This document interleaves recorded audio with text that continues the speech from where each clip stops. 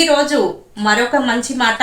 ఒక్క మంచి ఆలోచన చేయడం వల్ల కనీసము 10 చెడు ఆలోచనల నుంచి బయటపడగలుగుతాము. 10 చెడు ఆలోచనల నుంచి మరి మంచి వైపుకు మళ్ళిస్తుంది ఒక్క మంచి ఆలోచన. అలా కాకుండా అదే పనిగా చెడ్డ ప్రవృత్తి, చెడు మార్గాలను ప్రేరేపించే వాళ్ళకి ఎంత దూరంగా ఉంటే అంత మంచిది. ఒక్క చెడ్డ ఆలోచన 1000 మంచి ఆలోచనల్ని కూడా కలుషితం చేస్తుంది. తులసి మొక్కలో ఒక్క గంజాయి మొక్క ఉన్నా చాలు, ఆ గంజాయి మొక్క వల్ల ఈ పవిత్రంగా ఉండేటటువంటి తులసి మొక్కలన్నీ కూడా మరి పాడైపోతాయి. అలాగే చెడ్డ ఆలోచనలు చేసే వాళ్ళకి, చెడ్డ ప్రవృత్తి, చెడ్డ నడవడిక ఉండే వారికి ఎంత దూరంగా ఉంటే అంత మంచిది. ఎప్పుడు కూడా మంచి మాట్లాడాలి. మంచి నడత, నడవడిక. నడత, నడక అంటే మన జీవన ప్రక్రియ, జీవన విధానము, అలాగే మనం నడిచే మార్గము అన్నీ కూడా నడక, నడత అన్నీ కూడా సరిగ్గా ఉండాలి. మనం లేచే వేళలు, పడుకునే నిద్రించే సమయాలు అన్నీ కూడా ఒక టైం టేబుల్ అంటే ఒక సమయ పాలన అనేది చేస్తే చాలా బాగుంటుంది. కొంతమంది మరి ఏముందిలే ఇంట్లోనే ఉంటాం కదా, 10ంటికి లేస్తేనే 12ంటికి లేస్తేనే మనల్ని అడిగే వాళ్ళు ఎవరున్నారు అని అనుకోకండి. దీనివల్ల తెలియకుండానే మీ శరీరంలో సూర్యరశ్మి తాకకపోవడం వల్ల, మరి మీ మీద ప్రసరించకపోవడం వల్ల, ఆ చల్లగాలులు మీ మీద ప్రసరించకపోవడం వల్ల మీకు తెలియకుండానే మీరు వ్యాధుల్ని ఆహ్వానిస్తున్నారు. కాబట్టి తస్మాత్ జాగ్రత్తగా ఉండండి. సమయపాలన ఖచ్చితంగా చేయండి అందరూ కూడా. కాబట్టి ఒక్క మంచి ఆలోచన 10 చెడు ఆలోచనల్ని దూరం చేస్తుంది. అలాగే ఒక్క చెడ్డ ఆలోచన 1000 మంచి పనుల్ని కూడా, 1000 మంచి ఆలోచనల్ని కూడా కలుషితం చేస్తుంది. కాబట్టి కలుషితమైనటువంటి ఆలోచనలు, విధానాలు, అలాంటి ఆలోచనలు, అలాంటి అలవాట్లు, పక్కవారిని ఇబ్బంది పెట్టే అలవాట్లు, ఎప్పుడు పక్కవారిని ఏమందామా అనేటటువంటి అలవాటు, ఇవన్నీ మానుకుంటే చాలా మంచిది.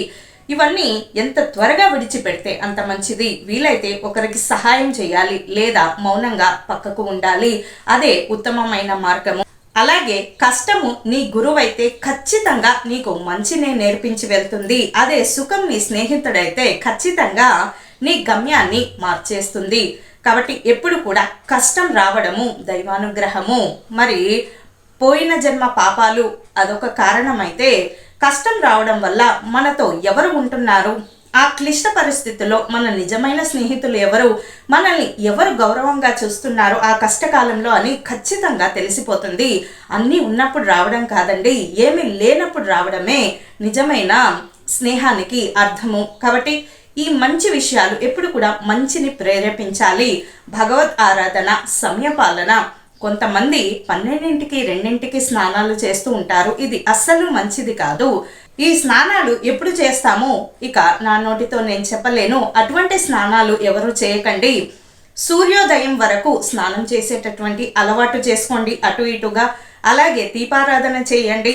చక్కగా వేడి భోజనం చేయండి.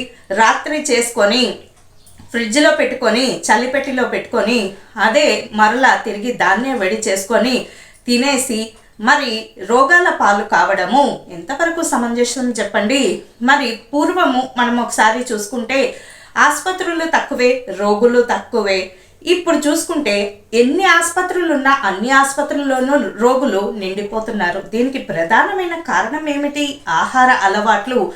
ఇంట్లో చక్కగా శుచిగా అమ్మ చేతి వంట తిన్నంత కాలము అందరూ హాయిగానే ఉంటారు. ఎప్పుడైతే క్రమం తప్పిందా, చల్లటి పదార్థాలు వేడి చేసుకోవడము, కొంతమంది మాంసాన్ని అలా డీఫ్రోస్ట్లో అలా ఉంచేసి ఫ్రిడ్జ్లో ఒక వారం పాటు మరి వాళ్ళ ఇంట్లో నుంచి దుర్గంధమైనటువంటి వాసన కొడుతూ ఉంటుంది. దాన్ని తీసుకొని వండి మరొక వారం పాటు నిల్వ చేస్తూ ఉంటారు. ఇది ఏమి ప్రక్రియ చెప్పండి? దీనివల్ల రోగాలు రాకపోతే మరి ఇంకేం వస్తాయి? కాబట్టి తస్మాత్ జాగ్రత్తగా ఉండండి. మాంసాహారం కూడా మితానికి మించి, ఒక పరిమితికి మించి తింటే అది అనారోగ్యమే అవుతుంది. మరి ఈ మాంసం తినే మేకలు, కోళ్ళు కూడా తినేవి ఆకులు అలమలే. మరి ఇంత విపరీతంగా మాంసాహారం తిని ఏం చేద్దామని, ఈ బలమంతా ఎవరి మీద ప్రయోగిద్దామని? ఎప్పుడు కూడా మితిమీరిన బలము ఎప్పుడు కూడా కీడు చేస్తుంది, రాక్షస ప్రవృత్తిని ప్రేరేపిస్తుంది. కాబట్టి ఏదైనా లిమిట్గా, ఏదైనా పరిణతికి మించి వెళ్ళామా అది దుర్భరమైన పరిస్థితి ఎదుర్కోవాల్సి వస్తుంది. చక్కగా ఉండే ఆరోగ్యాన్ని చెడగొట్టుకొని ఇటువంటి విచిత్రమైన ప్రవర్తన వల్ల ఎవరికి ఉపయోగమో మరి ఆలోచించుకోవాలి. ఇదండి ఈరోజు మంచి మాట. ఎప్పుడు కూడా సమయపాలన పాటించండి. పిల్లలకు కూడా మరి చక్కగా సమయపాలన నేర్పించండి. ఏముంది చిన్నపిల్లలే అని అనుకోకండి. చిన్నప్పటి నుంచే ఆ సమయపాలన, ఎప్పుడు లేవాలి, ఎప్పుడు భోంచేయాలి, వేడివేడిగా భోంచేయాలి, ఎప్పుడో చల్లవి మరి ఏవో మరి పనికిరానివి అవి తినకూడదు. కొంతమంది చూడండి బయట బిర్యానీలు తెచ్చుకుంటారు, ఆ పూటకి తినలేరు, మరలా పొద్దునే ఉదయాన్నే వేడి చేసుకుని తింటారు. అసలు వాళ్ళు ఇచ్చిన వాళ్ళు ఎప్పుడు తయారు చేస్తుంటారో మరి ఇవన్నీ ఏంటో ఒకసారి మీరు జీవన విధానాన్ని ఒకసారి సరిగ్గా అంచనా వేసుకోండి. కష్టం వస్తే చాలా మంచిది, దాని గురించి ఏమీ మరి బాధపడక్కర్లేదు. మీతోటి కష్టం నీ గురువు అయితే ఖచ్చితంగా మరి నీకు మంచిని నేర్పిస్తుంది. అదే సుఖం నీ స్నేహితుడైనప్పుడు మరి నిన్ను గమ్యానికి చేరుస్తుంది. ఎప్పుడు కూడా కష్టం తర్వాత సుఖం రావాలి, కానీ ముందుకు సుఖం వచ్చి తర్వాత కష్టం వస్తే చాలా ఇబ్బంది పడతారు. ఇదండి ఈరోజు మంచి మాట. ఎప్పుడూ కూడా మొక్కై వంగనిదే మానై వంగున అన్న చందాన పిల్లల్ని ఎప్పుడు చిన్నప్పటి నుంచే సరిగ్గా ట్రైనింగ్ చేయాలి, సరిగ్గా మరి శిక్షణ ఇవ్వాలి. శిక్షణ ఇవ్వడం అంటే కేవలం పాఠశాలలకు పంపించడమే కాదు, ఎలా ప్రవర్తించాలి, ఎలా ప్రవర్తించకూడదు, పిల్లల ముందు పరుష పదజాలాలు ఇవన్నీ కూడా ఎంత మానేస్తే అంత మంచిది. అతి కోపం ఉన్నప్పుడు పిల్లల ముందు మాట్లాడకండి.